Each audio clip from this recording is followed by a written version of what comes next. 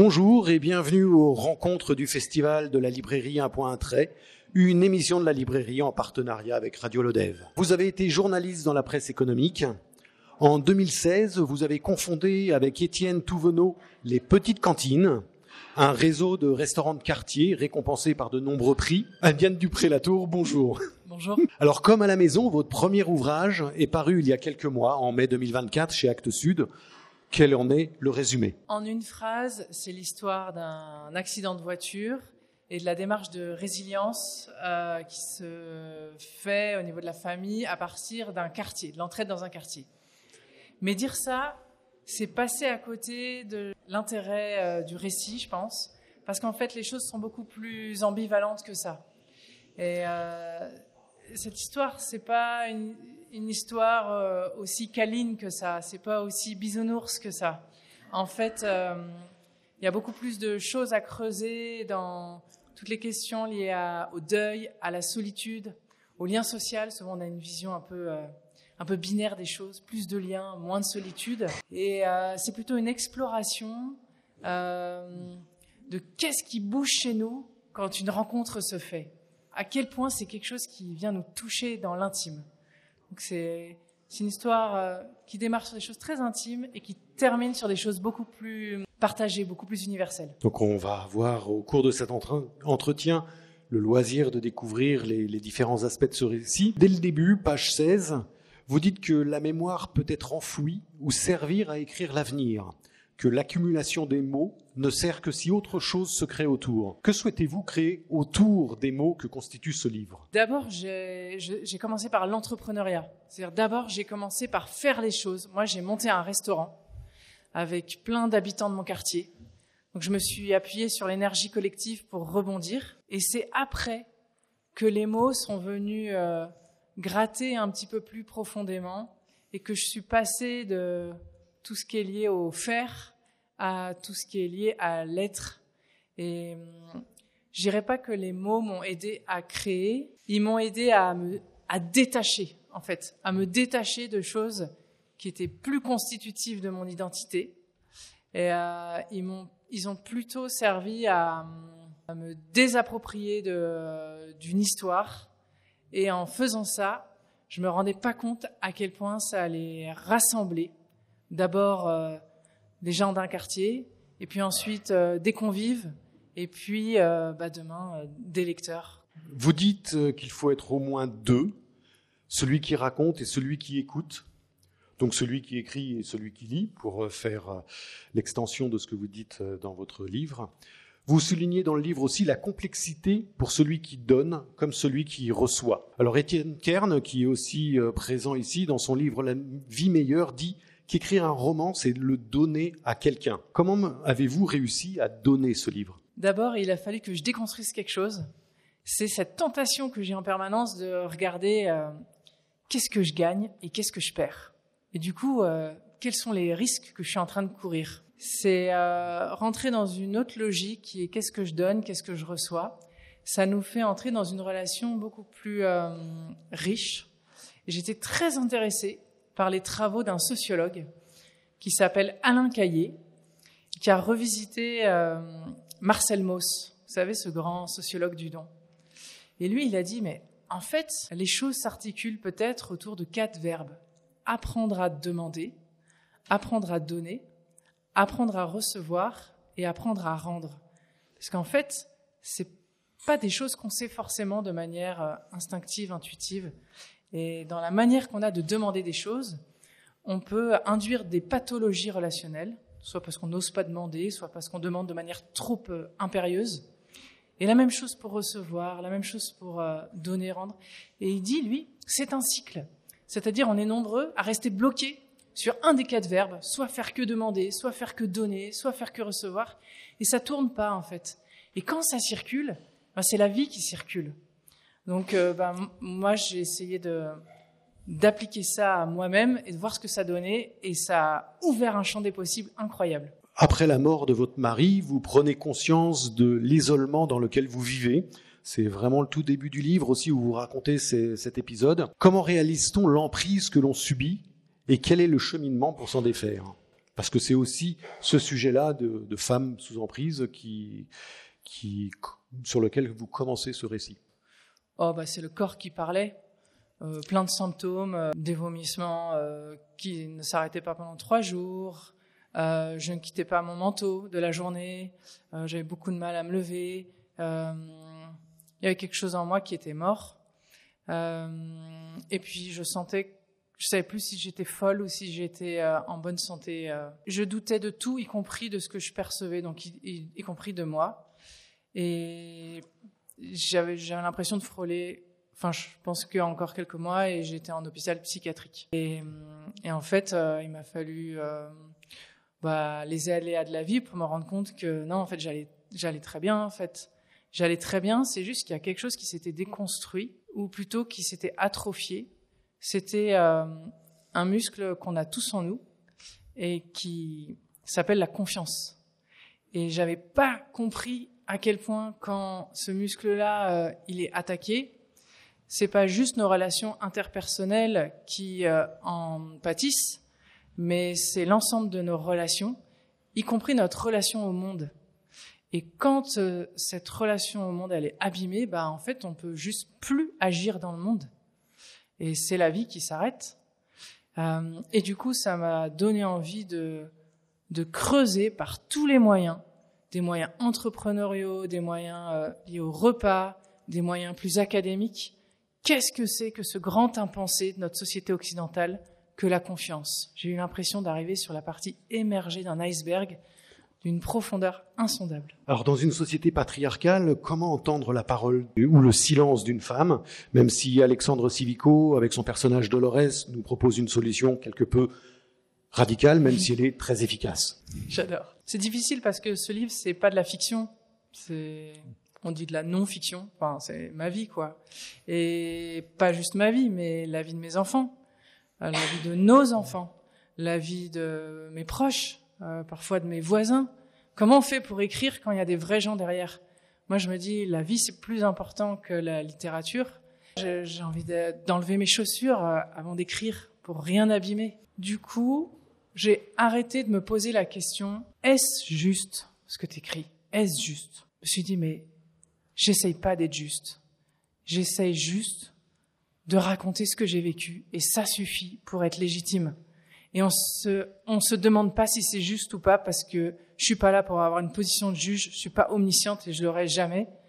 Et par contre, si je parle avec mon cœur, je peux pas me tromper. Aujourd'hui, quand même, au début de l'interview, vous demandiez est-ce que cette écriture a créé quelque chose? Oui, en fait. Oui, ça m'a quand même permis de faire passer une étape à mes enfants aussi. Ça a permis d'enlever un poids familial. Voilà, c'était pas de la thérapie parce que pour ça, je suis plutôt passée par les trucs remboursés par la Sécu. Mais l'écriture, ça a quand même, il y a un avant et un après les mots. Ouais, il y a quelque chose qui nous échappe. Il y a quelque chose qui nous dépasse. Alors, avant d'aborder une question qui est celle du prix libre, puisque c'est aussi un des sujets de ce récit, puisque vous avez créé les petites cantines qui ont un contexte assez particulier. C'est quoi, justement, les petites cantines, avec ce mélange des rôles entre le bénévole et le bénéficiaire? Qu'est-ce que ce mélange des rôles offre? Imaginez que vous passez dans la rue et que tout d'un coup, vous tombez sur une vitrine, un rez-de-chaussée commercial, un pas de porte, où quand vous regardez par la vitre, ça a l'air d'être à l'intérieur de chez quelqu'un, mais en fait non, c'est peut-être un restaurant, mais c'est pas clair, on comprend pas très bien ce que c'est. En fait, quand vous rentrez, il y a des grandes tables en bois, un peu avec des chaises un peu dépareillées, des grands plans de travail, des fours, des frigos, et c'est une grande cuisine participative dans laquelle, à midi ou le soir, chacun peut venir prendre sa place à table. C'est aussi simple que ça, en fait. Prendre sa place à table les uns avec les autres. Vous ne savez jamais qui est venu cuisiner. Nous, on a maximum 10 places en cuisine participative avant chaque repas. Il faut arriver 2h30 avant. Vous ne savez pas non plus exactement ce que vous allez avoir dans l'assiette, puisque même s'il y a un menu affiché, ça dépend quand même un peu de ce que les producteurs avec lesquels on travaille, les maraîchers, etc., vont avoir dans les champs. Ça va dépendre aussi des invendus qu'on aura collectés dans la journée. Et puis, si vous donnez la même recette à 2 personnes différentes, c'est pas la même chose qu'il y a dans l'assiette. Et nous, on sait pas combien on va avoir dans la caisse parce que c'est à prix libre. Donc en fait, c'est pas juste un restaurant, c'est une transformation de notre rapport à l'incertitude. C'est arrêter de voir l'incertitude comme une menace pour notre besoin de sécurité et se rendre compte que, en fait, il peut arriver des choses extraordinaires, à condition de voir cette incertitude comme une source de créativité. Alors, vous abordiez tout à l'heure la question de la confiance.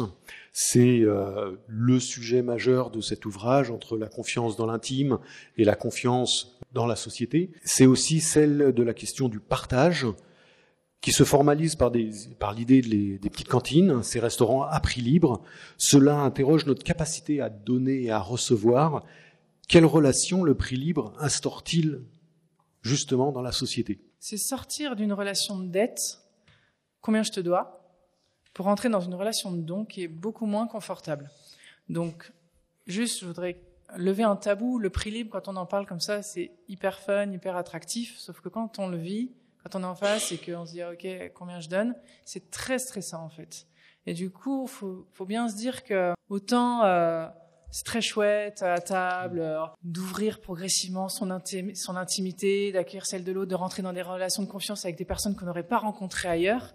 Il y a quelque chose de l'ordre du préjugé qui se déconstruit, etc. Il y a quelque chose qui se relâche, qui s'ouvre. Et quand on arrive au moment de la caisse, le tyran intérieur ne juge qu'on a parfois à l'intérieur de nous. Et ce petit conflit qu'il va y avoir dans notre société entre le vendeur et le client, qui consiste pour le vendeur à vouloir vendre un petit peu plus et pour le client à vouloir potentiellement acheter un peu moins cher, ce conflit-là, il est intériorisé dans la tête du convive et il doit le résoudre en quelques secondes autour de la caisse. Donc il n'y a pas plus stressant que le prix libre. Donc c'est pas fun le prix libre. En fait, c'est pas étonnant qu'on ait bâti des modèles économiques d'une telle complexité, c'est parce qu'en fait, on fait tout pour se débarrasser d'avoir à entrer ensemble dans des relations de dons. Et ce qu'on propose aux petites cantines, c'est se poser la question, qu'est-ce qui se passerait si on mettait la relation d'abord et l'économie au service de la relation et non pas l'inverse? Je parle d'un point de vue pas du tout altruiste. Moi, je m'en fous des gentils, des méchants, des solidaires, des pas solidaires. Je parle d'un point de vue strictement rationnel. Les biologistes nous le disent, la relation précède tout le reste. Qui qu'on soit, on est tous nés d'une relation, quelle que soit la forme, il y a toujours une rencontre à l'origine de la vie. Et si on se dit, ok, la relation d'abord, la relation précède tout le reste, ça veut dire que c'est la première de toutes les richesses et que toutes les autres en découlent. C'est pas la richesse économique et après, quand on peut, on rajoute quelques rustines relationnelles parce que c'est bien quand même. Donc en fait, on arrête d'essayer de moraliser l'économie par des stratégies tarifaires dites solidaires, parce que moi, j'ai jamais compris si un prix solidaire, c'était quand on donnait plus ou quand on donnait moins. C'est pas clair pour moi, en fait. On va pas essayer de moraliser l'économie, parce que de toute façon, c'est très clivant.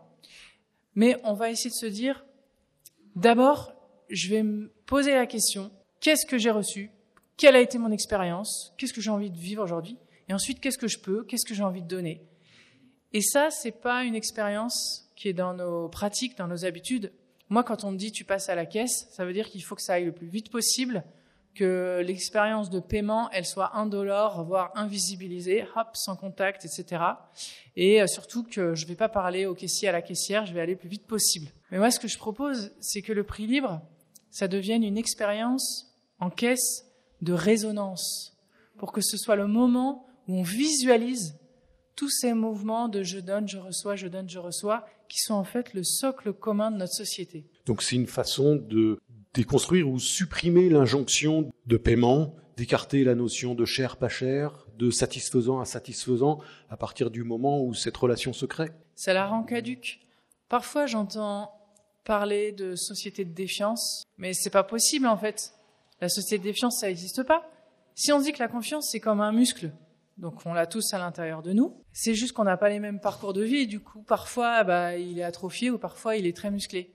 Mais en fait, il n'y a pas une journée sans qu'on pose chacun d'entre nous plein de petits actes de confiance. C'est un philosophe qui s'appelle Marc Ouniadi qui est allé explorer qu'est-ce qu'il y a derrière cette notion de confiance et il dit mais en fait, j'embauche une babysitter, je m'assois sur une chaise, je conduis ma voiture en ayant confiance que personne sur l'autoroute va rouler sur la file d'en face, etc. En permanence, en fait, la monnaie, tout dans notre société est fondé sur la confiance. Donc, une société sans confiance, ça n'existe pas. Il faut simplement qu'on ait partout des salles de sport pour la remuscler et se donner les moyens de la vivre de manière plus ordonnée, c'est-à-dire en remettant les choses à leur place et en ne disant pas que, par exemple, la performance économique, financière, etc., c'est une finalité, alors que c'est juste un moyen au service de la richesse relationnelle. Et vous parliez tout à l'heure aussi de ce qui est juste, pas juste. Là aussi, ça permet de faire abstraction, de se dire, finalement, quand je donne tant, c'est juste parce que je l'estime juste, mais pas forcément celui qui le reçoit. Ça permet de décaler complètement cette question-là. Ouais. Est-ce que le prix libre, c'est juste ? En quoi est-ce juste de pouvoir donner 1 ou 2 euros pour entrée, plat, dessert, café à volonté, le tout en bio, local, circuit court, engagé, avec des gens qui ont cuisiné toute la matinée, etc. C'est pas juste, mais on va pas chercher à être juste. Et en plus, parfois j'entends prix libre et conscient. Est-ce que c'est vraiment conscient ? C'est-à-dire, est-ce que vous connaissez la structure de coût d'un hôpital, d'une voiture, d'un kebab, etc. Peut-être que vous connaissez la structure de coût d'un café, à la rigueur, d'une baguette de pain. Moi, je sais pas, parce que aujourd'hui on est dans des modèles économiques qui sont pas transparents et on est dans un État-providence qui ne permet pas non plus de visibiliser où vont les subventions, quelle est la part de subventions versées aux entreprises, toutes ces choses-là. Donc en fait, moi, j'ai pas de point de comparaison. Je sais pas vous. Et pour qu'on ait vraiment un prix conscient, il faudrait qu'on puisse comparer. Il faudrait qu'on ait cette éducation, pas juste au prix, mais à la valeur des choses en fait et aux modèles économiques qui sont derrière. Et du coup, c'est tout un modèle à reprendre. Donc, on abandonne le fait que les choses se passent en conscience et on dit juste, voilà, un prix libre qui va être réussi. Ça va être un prix dans lequel je vais pouvoir me sentir bien dans la relation. Parce qu'en fait, si je regarde mon tableau Excel, parce que nous, il y a 35 salariés, il y a 14 restaurants ouverts aujourd'hui, il y a des loyers à payer, il y a tout l'approvisionnement, etc. Il y a des charges, quoi. Et en fait, donc, je regarde mon tableau Excel, je regarde qu'est-ce qui va faire que le prix libre marche. En fait, ça va être la fréquentation. On va pas faire un cours d'économie ici, mais comment je vais diluer mon risque, en fait. S'il y a très peu de gens qui doivent donner beaucoup, ou beaucoup de gens qui peuvent donner un petit peu. Et pour ça, je vais créer des espaces de confiance. Et surtout, je vais faire en sorte que les personnes se sentent tellement bien qu'elles aient donné 1 euro ou 20 euros, qu'elles en parlent à leurs voisins ou qu'elles reviennent souvent. Et c'est ça qui va faire qu'à la fin du mois, les comptes seront à l'équilibre. Donc moi, je suis pas du tout en train de vous parler d'un truc super solidaire. Je suis juste en train de vous parler d'un modèle économique sur Excel extrêmement rationnel. Votre concept des petites cantines se développe un peu partout. Aujourd'hui, vous disiez justement qu'il y en a 14, 35 salariés. Mais au-delà de ça, sont-ils aussi des lieux d'espoir face au repli que pèse aujourd'hui sur notre pays ? Ils sont un lieu pour vivre un autre sentiment d'appartenance. Ce que j'ai retenu de mes quelques expériences de vie, c'est que le besoin de sécurité passe avant le besoin de relation. C'est-à-dire, si je me sens pas en sécurité, je vais avoir une manière d'entrer en relation qui va être un peu appauvrie. C'est-à-dire, je vais tendance à aller voir des gens qui me ressemblent. C'est chouette, c'est important, on en a tous besoin. Mais plus je me sens en sécurité, plus je vais me sentir en mesure d'aller voir des gens qui sont différents de moi, et plus du coup cette relation avec une altérité un peu plus tranchée va m'apprendre ce qui est unique chez moi, puisque je serai ce qui est différent, je serai la différence de l'autre. Et plus je saurai ce qui est unique chez moi, plus je saurai ce que je peux apporter au monde et que personne d'autre ne pourra apporter au monde. C'est une manière de parler, de passer du moi au je. Et c'est l'université du nous à Chambéry qui dit, pour avoir un nous en bonne santé, il faut avoir des je en bonne santé et pas des moi, parce que sinon un moi c'est quoi ? C'est la case dans laquelle les autres vous ont mise, en fait. C'est pas forcément ce qu'on est vraiment. Du coup, c'était quoi la question déjà ? La réponse était très bien. Okay, mais la question de repli par rapport... Ah oui, voilà. Et du coup, l'idée, c'est de passer d'un sentiment d'appartenance qui soit en fait une manière de répondre à son besoin de sécurité, mais en créant des carapaces, à une manière de répondre à son sentiment de sécurité en disant, mais plus je me sentirai relié, plus je percevrai que j'ai des ressources pour m'en sortir quand j'ai besoin de quelque chose ou que j'ai des difficultés, et plus je me sentirai en mesure de dire j'ai besoin de toi. Et plus je sentirai que je peux compter sur les autres, et ils sont eux aussi en mesure de me demander de l'aide. Et on a ce besoin de sentiment d'utilité sociale qui est hyper important. Et du coup, l'idée, c'est d'arriver à un sentiment d'appartenance qui soit suffisamment poreux pour être ouvert. C'est-à-dire, aux petites cantines, il y a des nouveaux visages tous les jours. Et je trouve qu'aujourd'hui, le mot sécurité, il est capturé par certains courants de pensée ou courants idéologiques. Et c'est comme s'il était opposé à la culture de l'hospitalité ou autre. Mais en fait, c'est un mot dont il ne faut pas avoir honte et il faut pouvoir se l'approprier. Oui, nous avons un besoin intrinsèque de sécurité. Tant que nous n'y répondons pas, nous ne pourrons pas répondre à notre besoin, nous sentir reliés, qui est un besoin qui est fondamental, qui est un besoin qui est joyeux. Simplement, peut-être que la fraternité est une meilleure réponse à notre besoin de sécurité que des lois sur l'immigration ou autres. Est-ce que vous avez fait, ou vous avez une image un peu de la sociologie des clients qui passent dans vos différentes cantines? Est-ce que c'est aussi ouvert que vous le souhaitiez, ou c'est quand même dans un cadre un peu encore marqué socialement, ou par la société d'ailleurs? C'est un exercice difficile. Les jours se suivent et se ressemblent pas. On ne sait jamais qui va venir manger. On fait quand même des évaluations d'utilité sociale, etc. Et puis on a un logiciel d'adhésion qui nous permet quand même un petit peu de voir la composition de nos adhérents. Donc, qui sont nos convives? Aujourd'hui, on a 2/3. Donc aujourd'hui, il y a 17 000 convives dans le réseau. C'est en général 1 000 à 2 000 adhérents par cantine locale. L'adhésion est à prix libre. Et il y a 2/3 de ces convives qui sont des femmes. Probablement que c'est lié au fait qu'on est dans un univers de cuisine, un univers de comme à la maison, et un univers très relationnel. J'ai observé que si j'adopte des éléments de langage qui vont être beaucoup plus axés sur notre stratégie de changement d'échelle et la levée de fonds qu'on va faire dans 2 ans ou je sais pas quoi, et ben tout d'un coup, on va capter un public plus masculin. Donc on est encore dans des perceptions extrêmement genrées. Les choses bougent. Nous, ce qu'on voit aux petites cantines, c'est que ce que nous disent les convives, c'est une vraie école de la relation. Et en fait, les gens arrivent avec un besoin qui est conscientisé, manger. C'est un restaurant, donc on vient pour manger, on vient pour se restaurer. Et en fait, à cause des rencontres faites à table, un tel va retrouver un emploi. Donc comme ça, on a 10% de nos convives qui vont retrouver un emploi. Et quand on connaît le coût du chômage longue durée en France, qui est de 18 000 € par personne et par an, on mesure vite les coûts évités en fait pour la puissance publique. Un tel va suffisamment reprendre confiance en lui pour renouer avec une partie de sa famille. Un tel va décider de monter un projet, un tel va se faire aider pour les déménagements, etc. Et on voit que ça va attirer des convives de tous les âges. Je suis étonnée par la diversité de notre camembert des âges. Il y a vraiment des convives entre 0 et 20, 20 et 30, etc. Enfin, c'est très régulier, ça. Et après, on ne demande pas leur niveau de revenu à nos convives. On ne leur pose aucune question sur le niveau de précarité économique ou pas. Et d'ailleurs, ça se voit pas forcément sur leur tête. Vous pouvez très bien avoir une petite grand-mère avec un collier de perles et qui vit en fait en dessous du seuil de pauvreté. Comme vous pouvez avoir des personnes très bien sapées qui en fait vivent dans la rue. Nous, on le sait parce qu'elles viennent recharger leur téléphone portable. Donc, c'est pas marqué sur la tête des gens. Nous, on va juste voir des niveaux de contribution à prix libre différentes.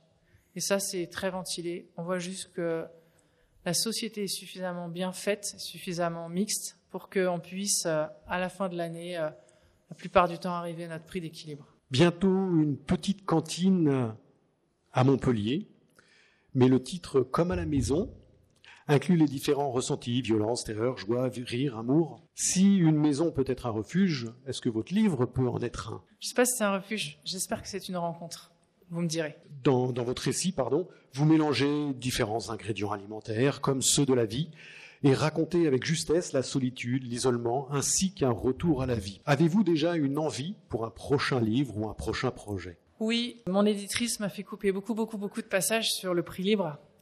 Et je crois que je pourrais pas vivre sans les sortir d'une manière ou d'une autre. Il faut peut-être juste que je change un peu de forme.